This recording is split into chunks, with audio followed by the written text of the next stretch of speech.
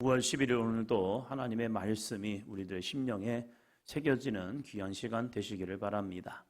우리가 말씀을 귀로 듣기만 할 때와 눈으로 읽을 때와 내 입을 열어서 함께 읽을 때는 다릅니다. 그것은 내 마음에 들어오는 강도가 다르다는 거예요. 그래서 우리 하나님의 말씀을 같이 읽을 때에 입술을 열어서 작은 소리로, 성경에 보면 읍조리다라는 게 있습니다. 그 뭐냐면 큰 소리는 아니지만 함께 말씀을 읽어내는 것. 그럴 때에 우리의 마음속에 더 새겨지는 귀한 시간이 될 줄로 믿습니다. 에스겔 28장입니다. 어제는 암몬에 대해서 함께 말씀을 나누었습니다. 오늘은 두로에 대해서 함께 말씀을 나누려고 합니다. 누구나 너희들은 이방인이니까 그래, 너희들은 하나님을 알지 못하기 때문에 그래 라고 하지만 그것이 우리들에게도 똑같은 삶으로 적용되고 있다는 사실입니다. 그들에게 있는 욕망이 우리에게도 있고 그들에게 있는 탐심이 우리에게도 물려옵니다. 그건 뭐냐면 함께 육신을 입었기 때문입니다. 태생이 다른 게 아닙니다. 똑같습니다. 육신의 정욕을 가지고 살아가는 우리들의 모습 속에서 똑같은 유혹이 옵니다. 이 두로 왕도 마찬가지였죠. 이 두로에도 이러한 마음이 들어옵니다. 28장 2절입니다. 인자야, 너는 두로 왕에게 이르기를 주 여호와께서 이같이 말씀하시되 내 마음이 교만하여 말하기를 나는 신이라 내가 하나님의 자리 곧 바다 가운데에 앉아 있다 하도다. 내 마음이 하나님의 마음 같은 채할지라도 너는 사람이요 신이 아니거늘. 아멘. 두로 왕이 무슨 마음을 갖습니까? 내 마음이 교만하여 말하기를. 마음에 교만이 오면요, 처음에는 그렇지 않겠죠. 그럼 어느 순간에 보면 나는 신이라. 목사님, 저는 신이라고 하지 않습니다. 나는 신이야, 그런 말 하지 않아요. 근데 나는 신이야 라고 하는 말의 의미를 보자는 거예요. 그 의미가 뒤에 나옵니다. 내가 하나님의 자리 곧 바다 가운데에 앉아 있다 하도다. 내 마음이 하나님의 마음 같은 채할지라도. 하나님의 자리에 우리가 서 있는 거예요. 이것을 사형리에서는 너무 쉽게 우리에게 표현을 합니다. 우리 인생의 보좌 위에 내가 앉아 있느냐, 예수 그리스도가 앉아 있느냐, 주권의 문제인 거죠. 우리 그리스도인들도 내 생각, 내 방법대로 내 의지를 가지고 하나님이 나에게 말씀에도 불구하고 우리가 그 말씀에 순종하기보다는 아니야, 그건 아니야, 나에게 아니야, 저 사람에게야 하면서 늘 하나님의 말씀의 자리에 내 중심 속에 서 있는 사람도 많이 있다는 거예요. 사도 바울은 서신서를 쓰면서 꼭 이 말로 시작합니다. 예수 그리스도의 종 사도 바울. 나는 그리스도의 종입니다. 이 고백을 먼저 시작하고 나아갑니다. 나는 당신들에게 사도이기 때문에, 나는 당신들을 가르치는 자이기 때문에 이 말을 하는 거예요. 이게 아니라는 거예요. 이 사도 바울이 서신을 쓰면서 꼭 자기를 신분을 이야기하는 것은, 이것은 나는 한번 더 합니다. 심부름꾼입니다. 나는 심부름꾼이라는 거예요. 내 생각, 내 방법, 내 의지, 내가 아는 것, 이게 아니라 하나님이 주시는 거룩한 감동, 주 예수께서 주시는 귀한 말씀, 그 말씀을 가지고 나아갑니다 라고 말하는 거예요. 마치 선지자들이 여호와의 말씀이 내게 임하여 이르시되 라고 고백하는 것처럼, 여호와의 말씀이 내게 임하여 이르시되, 이건 누구의 말이에요? 내 말 아니에요. 하나님의 말씀이란 거예요. 그래서 이스라엘 들으라 라고 외치는 거예요. 내 말이라면 안 들어도 괜찮아요. 왜요? 그것이 심판의 문제는 아니에요. 죄의 문제도 아니에요. 그러나 이것이 여호와의 말씀이다. 이 말씀을 지켜야 살고 지키지 아니하면 심판, 멸망으로 가고 있다는 거예요. 우리도 때로는 신의 자리에 얼마나 서 있는데요. 내가 신이라고 하고 있다는 거예요. 그것이 하나님의 자리. 내가 그 자리에 서 있고 또 내 마음이 하나님의 마음 같은 채할지라도, 내 마음이 하나님의 마음 채하는 거예요. 그래서 주변에 이야기해도요, 아니야, 내 길이 맞아 하면서 고집부리며 가는 거예요. 옆에서 하지마 함에도 불구하고 여전히 내 길 가고 있는 거예요. 그러니까 무엇이 생깁니까? 주변의 사람과 다툼이 생기는 거예요. 저 또한 그래요. 아내와의 대화를 보면 제 갈 길 가고 집사람 얘기할 거 얘기하고. 남자와 여자가 다투는 이유가 뭐예요? 마음이 때로는 하나 되지 못하는 거예요. 이 얘기하고 저 얘기하고. 그러니까 이 서로가 이해가 안 되는 거예요. 그래서 사람들 많이 얘기하죠. 아, 진짜 달라. 아, 진짜 힘들어. 우리가 하나님의 입장에서도 마찬가지 아닙니까? 하나님은 이 말씀함에도 불구하고 내가 보는 게 더 정확해 라고 하는 것. 이것이 뭐라고요? 나는 신이라. 우리도 그 삶을 살고 있잖아요. 우리도 그런 모습이 있잖아요. 그래서 우리는 날마다 십자가 앞에 내가 죽어지는 겁니다. 기도의 가장 큰 목적, 어렸을 때는 그랬어요. 아, 기도라는 것은 하나님 앞에 주세요, 주세요, 주세요. 이게 기도구나. 저도 그렇게 배웠거든요. 구하라, 찾으라, 두드리라. 너는 내게 부르짖어라. 때로는 금식을 통하여서 하나님, 나 정말로 이거 하고 싶은데, 나 정말로 하고 싶은데. 제가 고등학교 3학년 때까지는 이렇게 기도했습니다. 하나님, 뿌린 대로 거두게 도와주세요. 왜요? 그래서 정직하게 살고 싶다는 마음 때문에. 이것도 교만이죠. 그래서 하나님, 내가 배운 만큼, 내가 아는 만큼 공부하게 도와주세요. 아, 좀 거룩해 보이잖아요? 그 내용을 보면 아, 진짜 얘 믿음의 사람인가 보다. 근데 중요한 게 있어요. 하나님의 능력을 믿지 못했어요. 그러니까 내가 뿌린 만큼만 거두는 게 저는 공의로움이라고 생각했어요. 그것이 온전한 믿음이라고 생각했어요. 그래서 결과가 뭡니까? 대학 떨어진 거죠. 떨어져 보니까 아, 교만을 알았어요. 아, 이건 하나님에 대한 지식도 없고 하나님에 대한 믿음도 없고 이건 내 교만이었구나. 그래서 재수라면서 하나님께 기도했죠. 하나님 30배, 60배, 100배를 맺게 해주세요. 근데 뭐냐면 뿌리지 않는 것은 거두지 못합니다. 그러나 하나님 지혜와 총명을 주셔서 내가 공부했던 것들이 생각나게 도와주세요. 이해력과 판단력과 총명을 주셔서 문제를 풀을 수 있는 능력을 주세요. 도둑놈인 것 같습니까? 아니에요. 내가 공부한 것을 얼마나 우리들이 잊어버리는데요. 망각해버리는데요. 그것이 우리의 무지함이라는 거예요. 그래서 기도했죠. 하나님, 제가 공부한 것들이 잘 생각나게 하시고 두려워하지 말게 하시고 염려하지 말게 하시고 떨지 않게 도와주세요. 그래서 공부했던 것들이 잘 생각나게 하시고 또 수학은 그거잖아요. 수학은 공식은 알지만 문제를 이해를 못하면 풀지를 못해요. 그러니까 공식 속에서 대입할 수 있는 총명을 주세요. 기도했죠. 이야, 바뀌더라고요. 점수가 훅 올라가더라고요. 그래서 깨달았죠. 아, 교만이다. 교만이었구나. 제가 하나님의 자리에 서서 저를 판단하는 거예요. 아, 너는 이렇게 했으니까 이렇게 결과를 얻어야 해. 이러한 모습들이요. 그것을 깨닫고 나서 그렇구나. 하나님은 하나님의 사람에게 구하면 주기로 하는데 근데 그 주는 것이 단순히 얻기 위한 기도가 아니라 어느 순간부터 바뀐 게 있어요.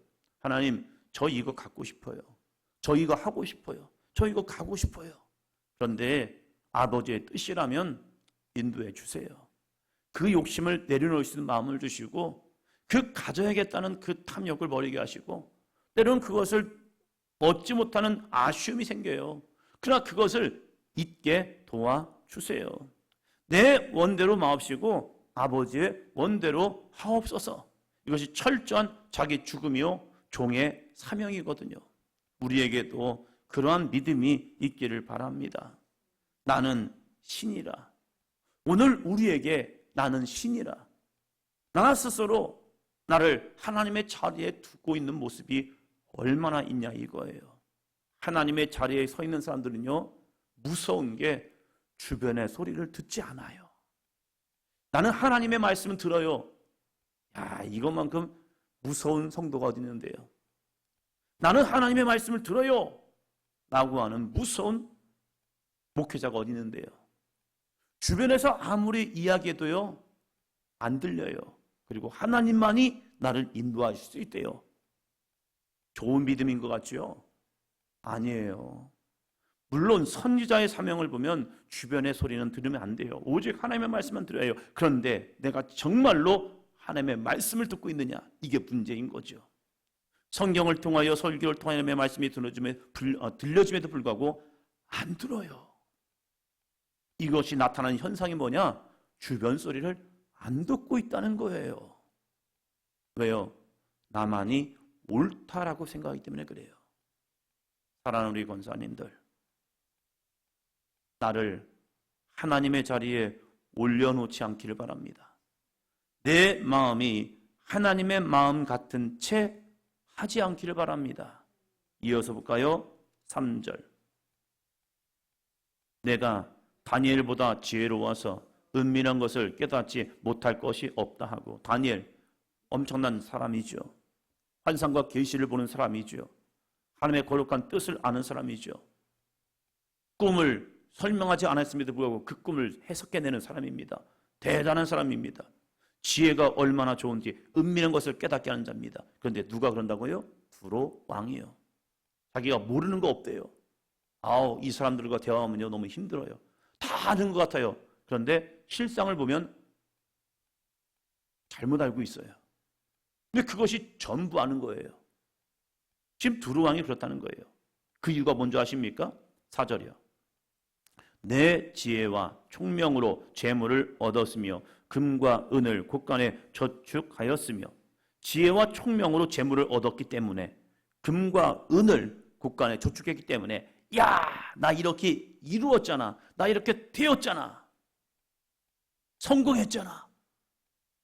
그러니까 뭐라고 말합니까? 나는 신이야. 실패한 자는 결코 나는 신이라고 말하지 않습니다. 없는 사람은 결코 신이라고 말하지 않습니다. 몸의 신, 질병 당한 사람이 몸의 신 나와서 저는 아파가지고요, 힘들어가지고요, 질병이 있어가지고요, 제 몸은 신입니다, 이렇게 말하잖아요. 몸짱이고 건강하고 대단한 사람들, 그런 사람들이 신이다. 주식의 신 뭡니까? 주식을 굉장히 잘하는 사람. 장사의 신, 장사가 굉장히 대박나는 사람들. 프랜차이즈의 신, 프랜차이즈를 만들 때마다 대박나는 거예요. 뭔가 되어야 나는 이 정도 되고 있어 라고 하는 거죠. 근데 그것이 무서운 게, 하나님의 영광을 드리지 아니하고 내가 거기에 서는 순간 그것이 바로 나는 신이라, 이 모습이라는 거예요. 5절 볼까요? 내 큰 지혜와 내 무역으로 재물을 더하고 그 재물로 말미암아 내 마음이 교만하였도다. 목사님, 그러면 재물을 얻으면 안 되겠네요. 아니요, 하나님의 영광 위하여 재물을 얻으시기를 바랍니다. 지혜와 명철달라고 기도하시기 바랍니다. 그리고 그것을 전적으로 하나님의 영광 위에 쓰임받는 삶이 되시기를 바랍니다. 그러면요, 그 사람은 아름다운 축복의 통로가 됩니다.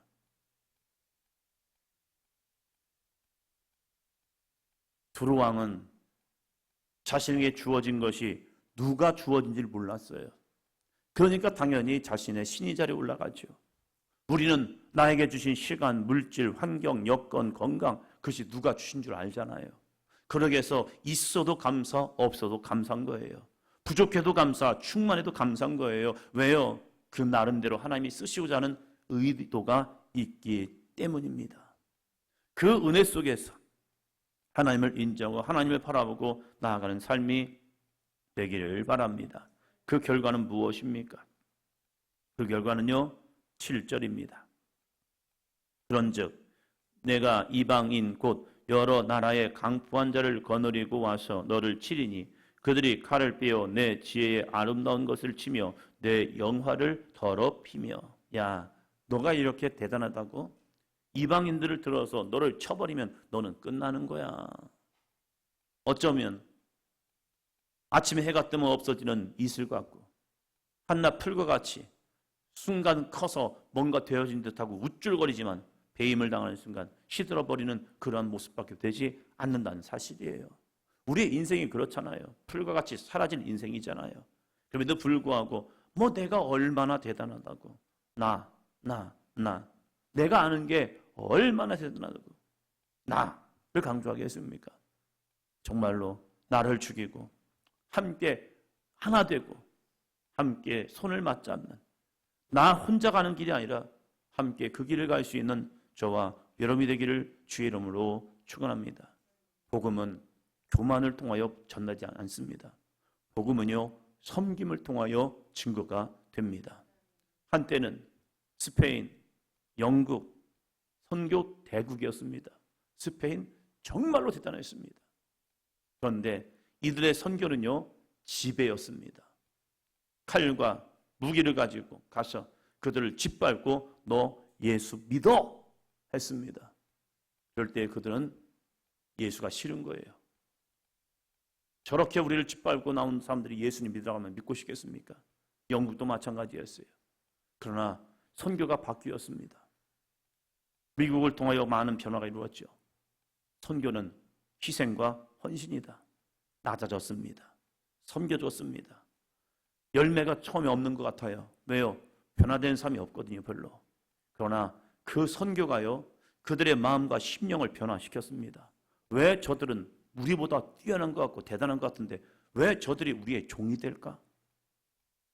저들에게 상처를 줌에도 불구하고 저들은 상처 안 받는 것 같이 늘 웃으면서 그래도 예수 믿어야 합니다.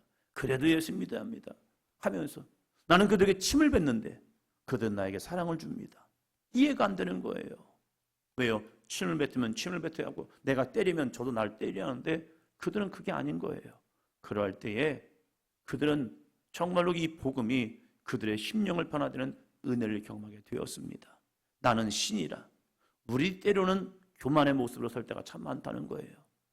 그럴 때에 이 추석 명절을 통하여서 우리가 먼저 아름다운 섬김과 인정해주고 존중해주고 세워줌을 통하여 나는 구원받고 너들은 구원받을 못할 존재들이야. 그래서 예수 믿어야 해. 하면요 너나 잘 믿어 그럽니다. 그러나 아름다운 섬김과 사랑으로 보듬어주고 상처를 좀 싸매주시면서 예수님 믿으시라고. 그러면 마음의 상함도 마음의 상처도 회복되고 일어나고 힘있게 살아갈 수 있다고. 할렐루야.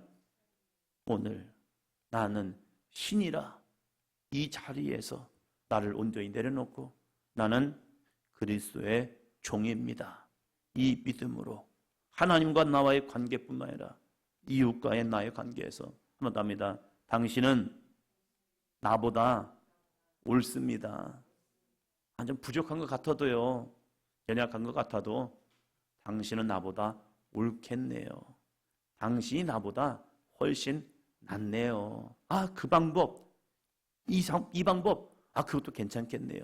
그것이 복음의 진리를 거스르지 않는다면 그거 좀 내려놓으면 어때요?